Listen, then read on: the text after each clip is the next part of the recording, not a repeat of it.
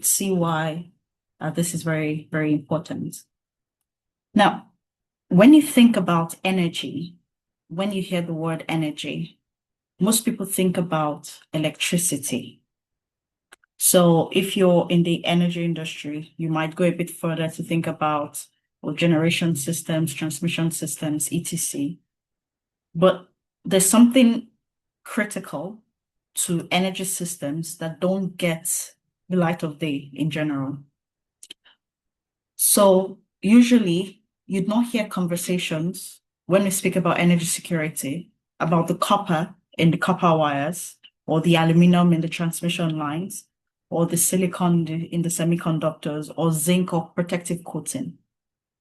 So we think of energy as the products that we interact with, but not quote unquote as the manufacturing process to get that energy.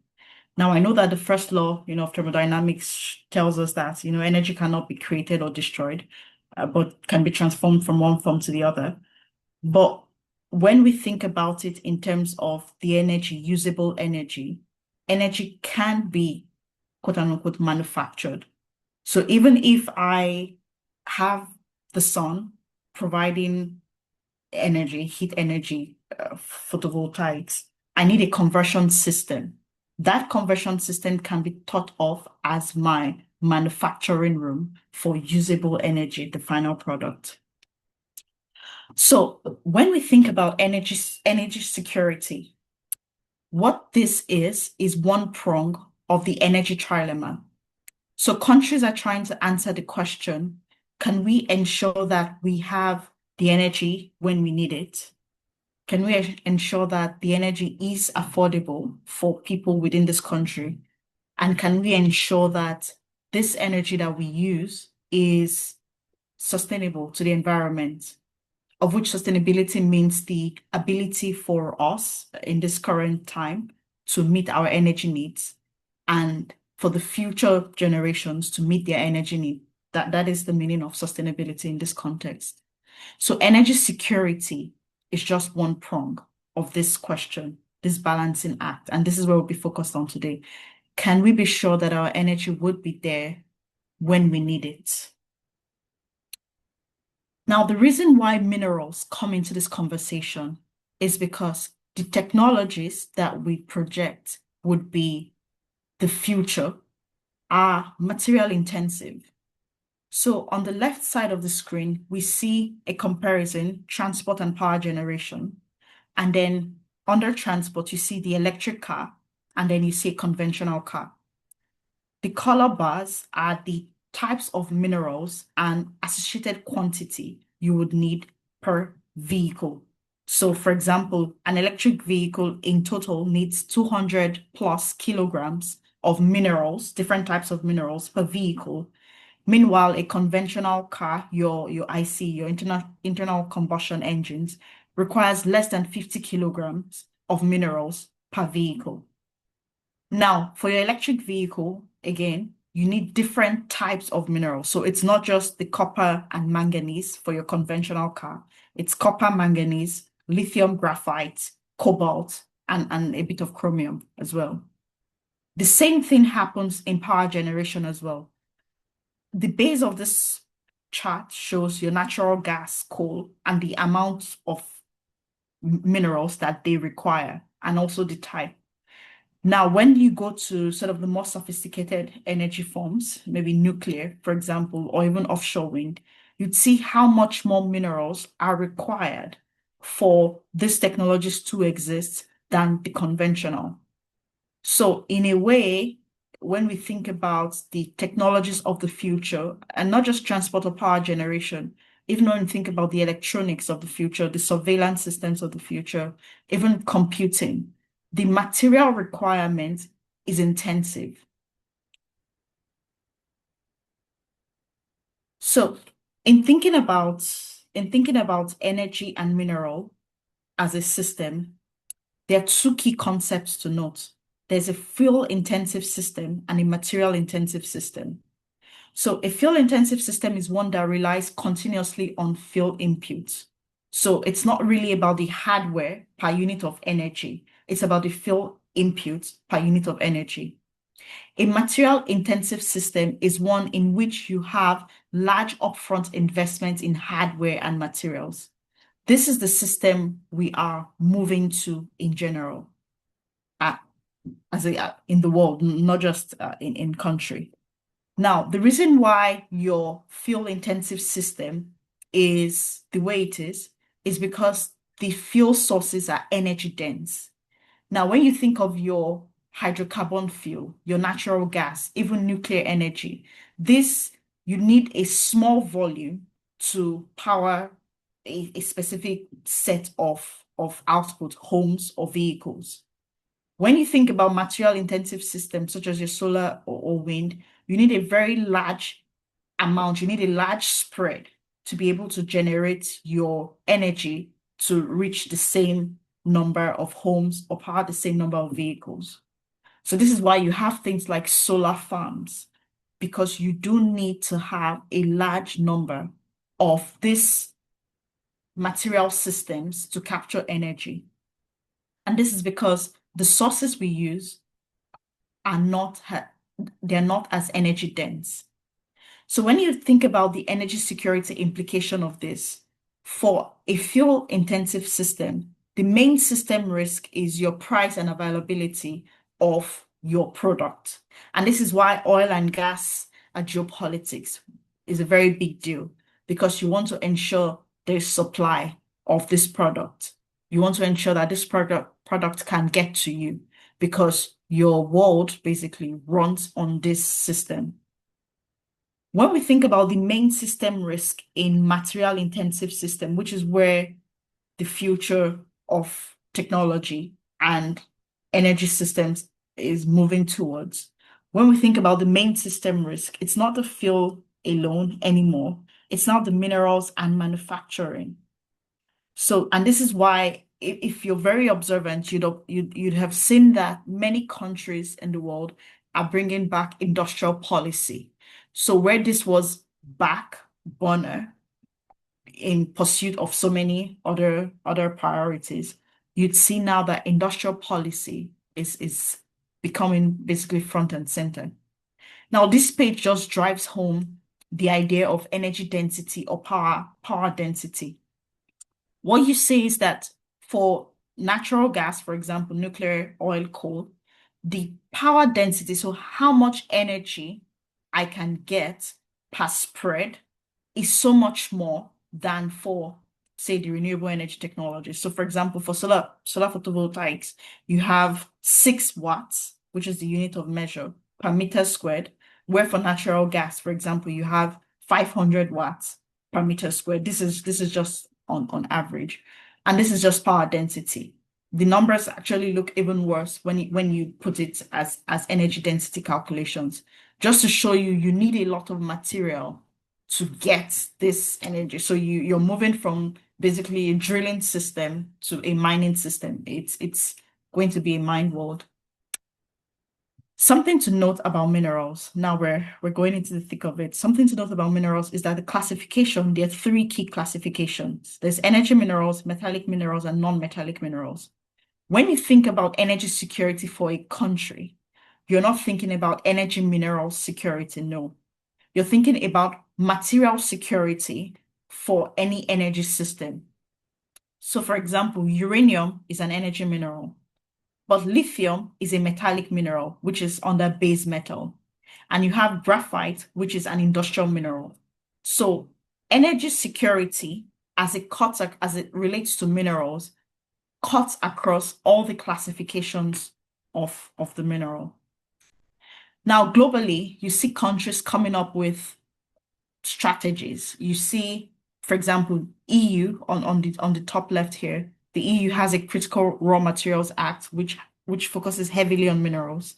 The US, this was actually this month, December 1, the Energy Department, has announced 134 million in funding for rare earths and supply chains to support rare earths. You see Canada's critical mineral strategy. The EU has announced some strategic minerals, even Japan. All of this within the past 2 to 3 years, because it's going to be this realization that it is truly a material world. But what we see is that Nigeria does not yet have that critical mineral strategy. Not that some progress is not being made, but we don't yet have this holistic approach to what we plan to do as a country. Now, if we were to do that, how might we start? The first thing to do is to understand criticality. So when a country says this mineral is critical to us, what is critical to one country might not be critical to another country. Criticality is a matrix depending on importance to energy and supply risk. Now, what we have on the right-hand side is from the USA, their critical mineral strategy. And for example, we can look at lithium on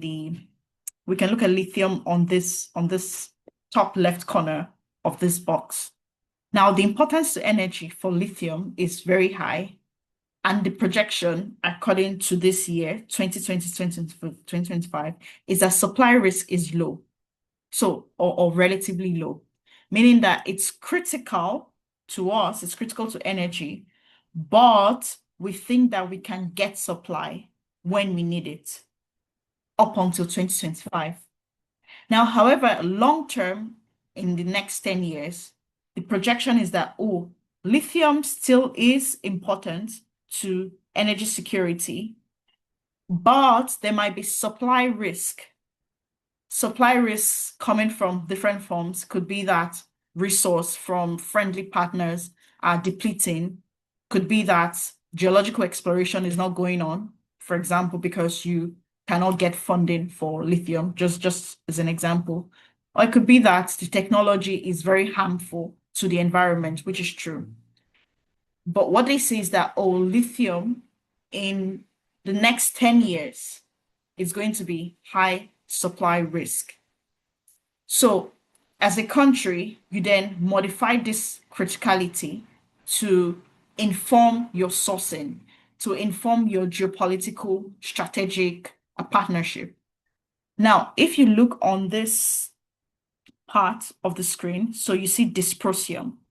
Dysprosium is a mineral, is a rare earth mineral that is very important to making magnets. So it's one of the core rare earth minerals. Dysprosium currently is very high criticality, so very high importance to energy. You use it for permanent magnets in your wind turbines. You use it for permanent magnets in your electronics, all the surveillance systems, your artificial intelligence systems, your computing systems, all need some form of rare earth elements.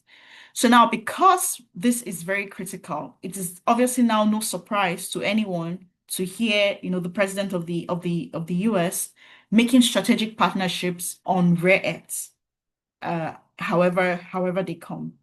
So this is the kind of thinking that informs what, as a country, you could put in your critical minerals strategy. Now, the next step is to understand your resource availability and how your position affects you geopolitically. So availability is, do you have this mineral in country? If not, do you have allies that have these minerals? If not, can I get allies that have this mineral so that I have it when I need it?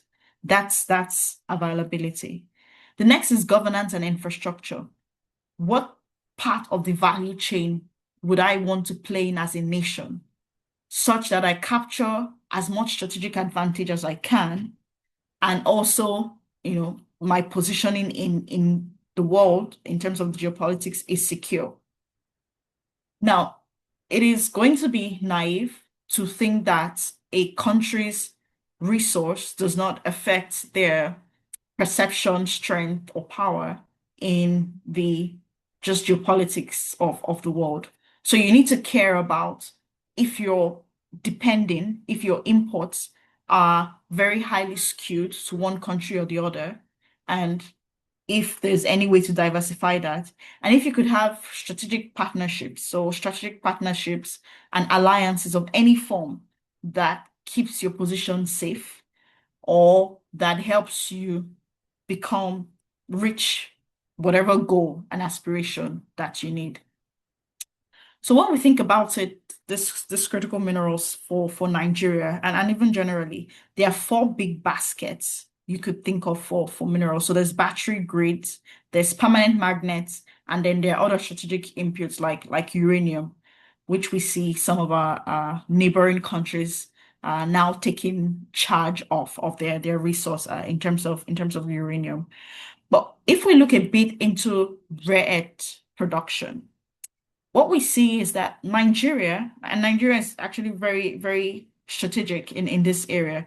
What we see is that Nigeria has moved from zero production, zero uh, recordable production in 2022 to actually top six producer in 2024. So China is still the largest producer at 270K per year of rare earth concentrates, of rare earth concentrates. And you have Nigeria producing 13,000. So which is not, it's an order of magnitude less. But even though it's an order of magnitude lower than China, it is sixth highest producer in the world now. And this is with some foreign investment, I think from the Hastings, it's called the Hastings Group, something like this, but not with strategy and purpose. Imagine what could be done, what could happen if there is more strategic direction, in this space. So, but regardless of whether you recognize yourself as a piece on the chessboard, Nigeria now has some new strategic relevance just because it's top six producer, and many countries are looking to diversify from China supply because the rare earths, and also China has banned export of some rare earths material as well as rare earth processing technology. They have banned some of that. So countries are looking very strongly for alternative partners. So this becomes obviously a big economic opportunity. It then obviously tests the country's ability to put proper governance and infrastructure in place to ensure that this works out. And then it brings up this idea again that we need strategy and not just volume. Because regardless of whether you're on the board as a chess piece, like I said, Nigeria is now actually on that board. And what we see again is that in terms of exploration spend in 2023, comparing Nigeria with other African countries, our exploration spend is 2.5 million US dollars. So exploration spend now for minerals, not oil and gas. And the next country on this list is Mauritania at almost 20 million US dollars. So another order of magnitude away. So just really imagine what could be possible with someone looking to find what you actually have. So the key takeaway from this presentation is that when you're thinking about energy strategy and as it relates to energy security for a nation, it's best to first think upstream. So not just energy as per power the consumers use and interact with, but energy as per the materials that go into that manufacturing process of energy. So all the copper wires, where am I going to get this copper from? All the housing, where am I going to get my sealants from? Where is this going to come from? So we need to think upstream of that process. We definitely need a critical mineral strategy as a nation because the games are afoot and you need to know where you position. And then we need to invest some more in exploration because you want to know what you have. So even right now with the rare earth example as a country, we're not sure what volumes we have on the ground. We just know what is being produced. We don't know the extent of what we have, not just for rare earth, but even for some other minerals. So there's definitely a need for that. So it's a short presentation. I hope that if there are energy security specialists on the call for the country, this can be a takeaway as to, where to start from. So thank you very much.